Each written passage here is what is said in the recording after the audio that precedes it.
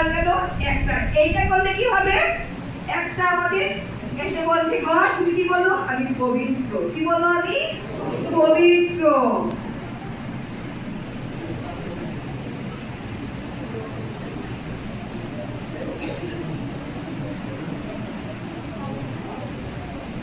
তো তোমরা এই জিনিসটা লিখে নেবে যে কোনটার জন্য কোন ভূতটাকে তাড়াতে গেলে আমার কি করতে হবে।